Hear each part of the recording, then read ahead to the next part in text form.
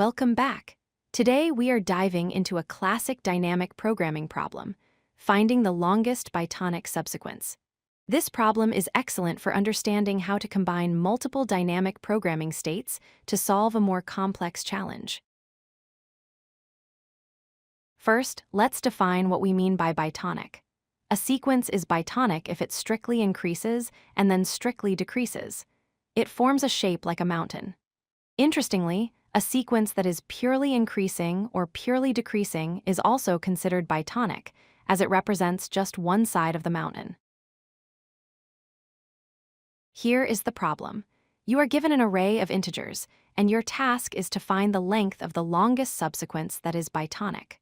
Remember, a subsequence means you can pick elements from the original array in their original order, but you can skip some elements. Let's look at an example. Consider the array shown here.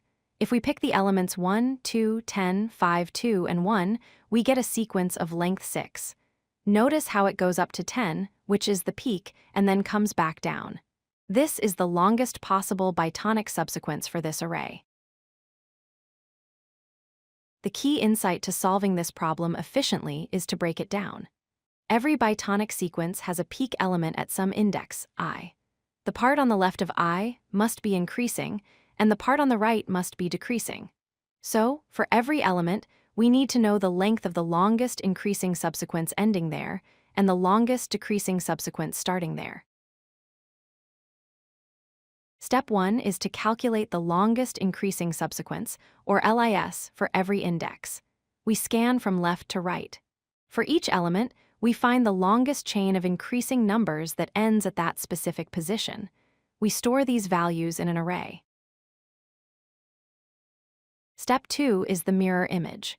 We calculate the longest decreasing subsequence, or LDS. This time, we look at chains starting at an index and going down. Effectively, this is like calculating the longest increasing subsequence if we were moving from right to left. We store these lengths in a second array. Once we have both the increasing and decreasing lengths for every index, we can combine them. If we consider an element at index, I as the peak, the total length of the bitonic sequence is the LIS at I plus the LDS at I. However, since the peak element itself is counted in both sequences, we subtract 1 to correct the count. Let's walk through the full table. We calculate the LIS and LDS values for every index. Then, we sum them up and subtract 1.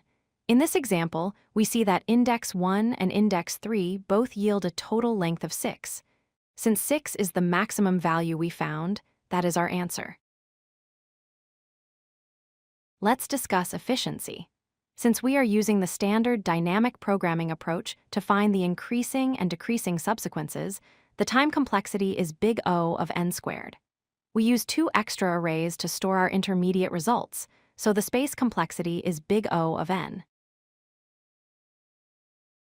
To summarize, the longest bitonic subsequence problem is solved by finding the meeting point of an increasing sequence from the left and a decreasing sequence from the right. By pre-calculating these values, we can find the optimal peak in linear time after the initial processing. Thanks for watching.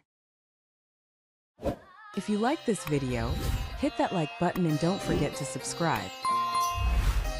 Visit codelucky.com for more such useful content.